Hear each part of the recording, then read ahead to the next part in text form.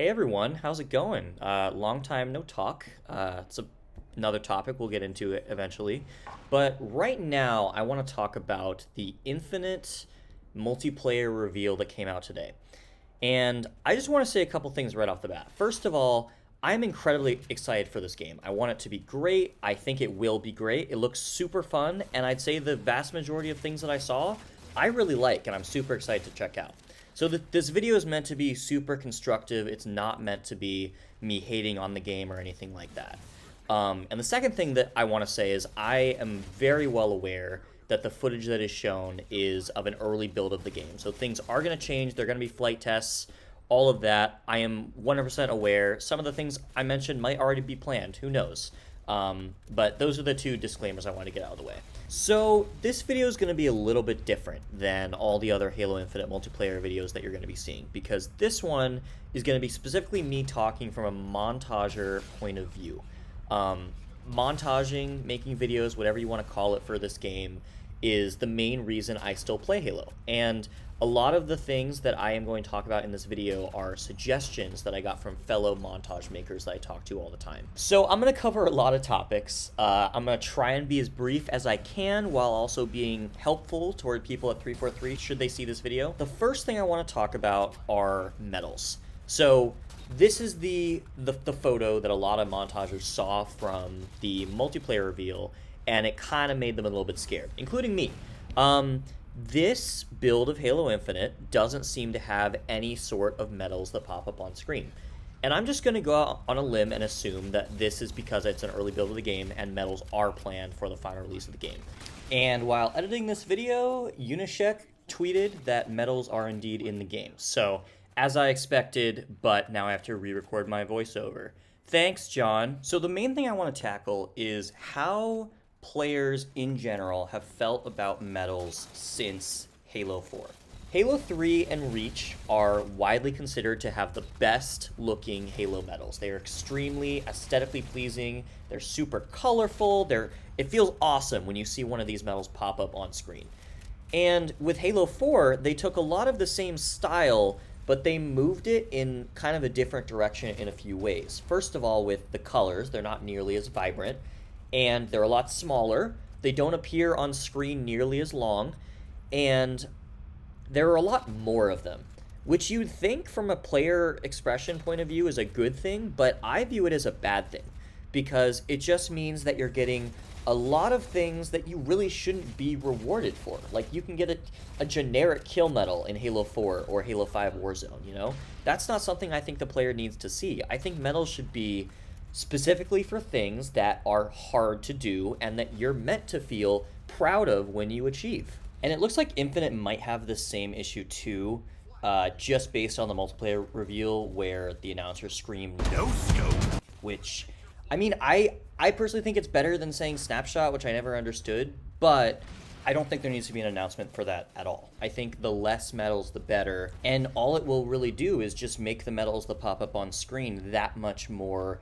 engaging, that much more exciting when they do pop up, and I just think medals should be reserved for things that really matter in the game. Now, in Halo 5, the medal style remained largely the same, but they were updated, and in my opinion, they do look better. Like, a lot of the medals are a lot more clear, a lot nicer looking. You do want to look at them more than you would a Halo 4 medal. The thing to keep in mind, though, is that while the medals may look better, I still personally don't think they look as good as Halo 3 and Reach. And I'd say every single montager shares that same sentiment, but at the same time, Halo 5 still largely shares the same problem that Halo 4 did, with a bunch of unnecessary medals being in the game. The other thing that is really important with this is how the medals actually pop up. Because Halo 5, the beta, they popped up on the bottom, and you could see about 6 medals at a time, which I thought looked fine. I still think that the Halo 3 and the Reach version was the cleanest, but I thought that was fine. But people were complaining about how many medals were popping up on screen, so 343 reduced it to 3. The problem with that, though, was that made it so only 3 could pop up at a time. So if you earned more than 3 medals at a time, they would be delayed, and you'd see them after the fact. And it created this weird kind of glitching effect that Halo 5 has, where sometimes you'll get something and the medals will do this weird animation early, and I mean, I'm sure you've seen different examples of this if you've watched a Halo 5 video before. But that is one thing that Halo 5 did that I would love changed. So in my opinion, and I would argue probably 90% of the Montage community's opinion, I think the best way that medals should pop up are the Halo 3 and the Reach style. Make them big, make them right above the kill feed, and have them fade when they time out. That all makes perfect sense to me. On this same topic, another thing I wanted to mention are multi-kill times. Because starting with Halo 4, they moved from 4 seconds to 4.5, and then they moved over to 5 seconds in Halo 5, and there were times where the clock would even slow down or speed up, and you would get weird times that are somewhere in between, just introducing a weird element of randomness there. In my opinion, and I would argue that all top montage makers would agree with this opinion, the 4-second time was just about perfect, and if you keep increasing the times on multi-kills, they're just going to become less impressive. And that's pretty much what we saw with Halo 5. In both Halo 4 and Halo 5, people were hitting Killionaires within the first week of the game coming out. At this moment, there's no information about this for Infinite, but I would, if there is still time to make this change, I think making the multi-kill time 4 seconds is a really big deal, and I think it would make a lot of montage makers really, really happy. Now, the other thing that I noticed from this reveal was the text appearing on screen, and that's the reason I'm showing a Halo 4 game right now, is because Halo 4 did something very similar, where you had points appearing on screen and this kind of text in the middle, and then Halo 5 ended up getting rid of that. And I personally think that this is super unnecessary. I mean, I don't hate it in Halo 4, I got used to it, but I'd rather not see it, and I think that medals and the kill feed can communicate everything that this communicates in a much more clean way. All of that fluff is off screen, and you can just focus on your gameplay. And I noticed that in this build, you see kind of a plus 100 or a point stack. It's very similar to like some of the older Call of Duty games. And I personally think it doesn't work great for Halo, and I think a better way to do it would just be to integrate all of that information right into the kill feed, right by the medals like it used to be. Now, we're going to go back to this screenshot for a second, because one thing that I noticed here, and I could be totally misinterpreting this, but when it says the player earned an overkill in the kill feed, is that implying that everyone else in the lobby can see when you get a multi-kill? Because I have very mixed feelings about that. On one hand, I think that that could be really cool, just as some kind of bragging rights. I think that'd be kind of neat. However, it's gotta be after the multi-kill is done, after the final multi-time's out. Because if you have someone on a multi-kill and it's showing every multi-kill you get in the kill feed, people are gonna start hiding, they're gonna start focusing you. It's gonna make it way harder for us to hit the clips that we wanna hit. That is something that I could be totally wrong on, but based on this screenshot, it is something I did want to mention. The next things I think might be too late in the development cycle to fix, but I did want to mention them anyway. I think that one of the main reasons why Halo 3, and Reach to some extent, why those montages are so classic to people and why they got so many views and why people love watching them and why people are still making Halo 3 montages. I'm editing a big Halo 3 montage for my friend Darren right now. The main reason, I think, is because of how aesthetically pleasing Halo 3 is. The bright colors, the super saturated look, all of the weapon models looking super clean, all of that really contributes to if people want to watch a Halo video or not. This gets into more of a personal opinion thing.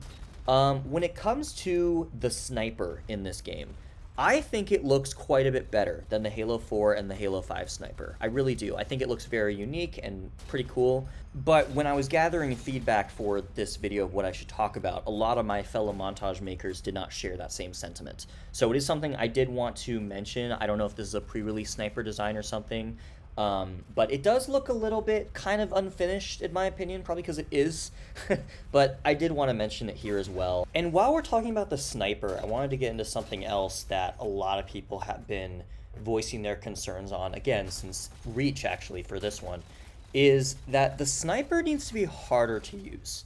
In Reach, Halo 4, and Halo 5, the hitbox was increased so much that it just became a whole lot less impressive to hit clips.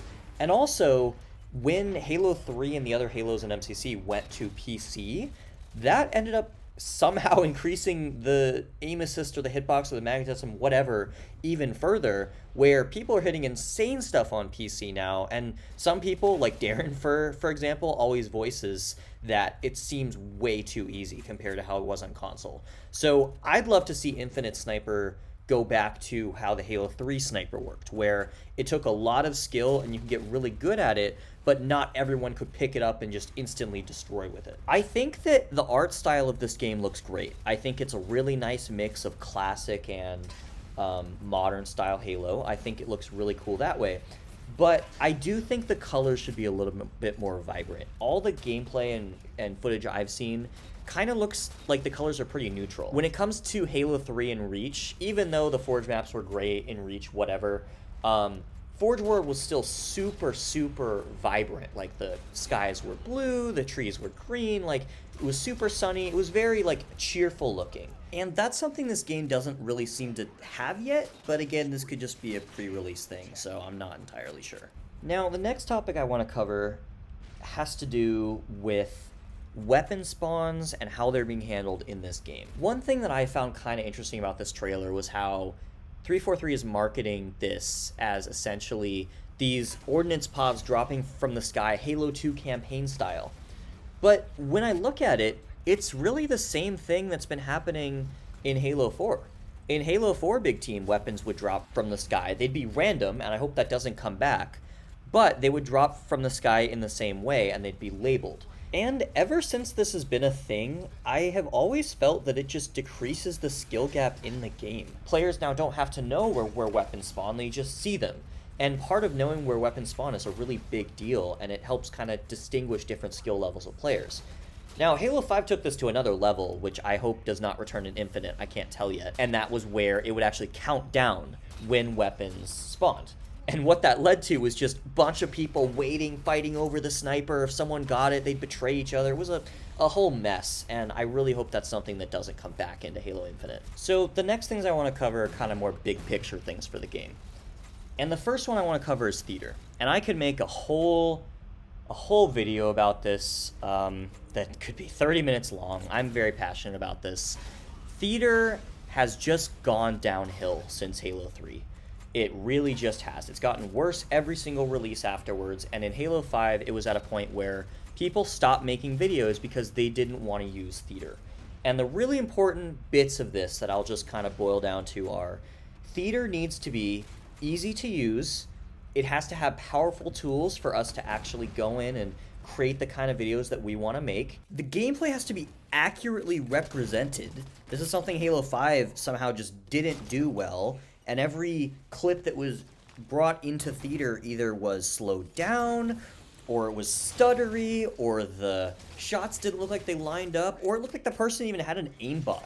It was weird, and it honestly made theater clips unusable for videos. So I really hope that gets fixed. And this is incredibly important. We don't want to rely on the Xbox DVR or our own capture cards. We want to be able to save clips in the game. That's something that Halo 3 and Reach and even Halo 4 had, and it was fantastic. Now we have to go, if we hit a clip and we want to make a video about it, either we record all the angles we could possibly imagine in theater before it gets deleted from theater, which is an absolute pain and we never know if it's going to work out well, or we have to grab a bunch of friends and stage these angles in custom games, which, let me tell you right now, that's the reason why Darren's montage is not out yet, because I have a ton of angles to stage. And it takes a long time, and it's hard to get right. And there's always that point when you watch a video where you know something isn't authentic. So if that could go away, I think all montage makers would breathe a massive sigh of relief. The next thing I want to talk about has to do with map weighting, game types, and voting. Because this is a big deal for montagers, bigger than what a lot of people might think. Because when we're making videos, we want to make videos that are diverse, that have clips in multiple game types. We don't want to make a montage for just one playlist, but some people have been forced to do that in MCC at least, because some Halo games, especially Reach, I cannot stress that enough, prioritize DLC maps and have taken out a lot of the game types that people really loved from the original game. And while this is going to be interesting in Infinite, considering I assume most of the maps are going to be brand new, I think a voting system would be huge here, because in MCC currently and in Halo 5, whatever you get, you play, whether you like it or not. With the veto system from Halo 3, at least you get a second chance if you get something you didn't like. And I understand why they got rid of the voting system in the first place, because it started with Reach and then went into Halo 4, and what ended up happening was just people started picking the same game types over and over and over again. But currently in MCC, you get the same game types over and over and over again. There's no voting system, but there's still map weighting, which seems kind of redundant when you don't have a voting system anyway, so you still end up playing the same game types over and over again. So I think this should be really reconsidered for Halo Infinite. Now, the last thing I want to touch on, and you knew it was coming, is MMR, or skill-based matchmaking. This is a topic that not even just for Halo, but for games in general has been highly debated. And I admit that Montagers may be a little bit biased when it comes to this, because a lot of our content is hitting clips on people who are not as skilled as us. But even beyond that, one thing that I think is really important with this is a lesson that I personally learned from Halo 5. A lot of my high school friends from Halo 5, we could not play together, ever, because my MMR was so high that if we're just trying to have a casual time in social and not be super serious, we would match teams of 4 who are trying really hard, and it just wasn't fun for any of us. Or sometimes my MMR would be so high, we literally couldn't find games. MMR in MCC is definitely different. It is definitely not as strict, and I think that's a good thing overall. I think for social playlists, at least, I think there should be very little or no MMR at all. I think it should be random, and you should be able to match anybody. You should be able to match the best teams in the world or quad screeners who are having a sleepover. I get the sentiment to try and make everything balanced, but I think they go about it the wrong way. Because when there's someone that has high MMR on a team, what the current system tends to do in both Halo 5 and MCC is give you the worst teammates, basically assuming that you're going to carry the entire team. And I get the intention to make everything balanced, but I think they're going about it in the wrong way. This is something that can really ruin the game for a lot of people. And I don't know anything about coding. I don't know how this is all designed. I don't know how True Skill 2 works on a technical level, but I do know that there is so much evidence of this happening in both Halo 5 and MCC, and I would love for that to be rectified in Infinite. I think there should be a great ranking system that's skill-based in ranked. I think it should be very similar to the Halo 3 version. I even like the Halo 5 version a lot. I think both of those were very good. Social is meant to be social. It's meant to be a laid-back place for people to search and do whatever they want and play fun game types and not have to worry about sweating or winning or anything like that. It should just be a place to go in and have a good time, and that's been significantly harder in Halo 5. So that's pretty much it. I pretty much winged this. I'm sorry if I rambled a lot, but I hope I got my points across pretty well, and I hope that someone at 343 sees this. I hope that even if it is too late in the development cycle to make these changes, or if any of these changes are planned, I hope that you can at least consider them for the future. Because although the Montage community might not be the biggest out there, and it's definitely dropped off a lot over the past few years, I do think it's a really important subset of the community. You know, montages get people into playing the game. They see someone do something crazy and it's like, hey, I want to try and do that too.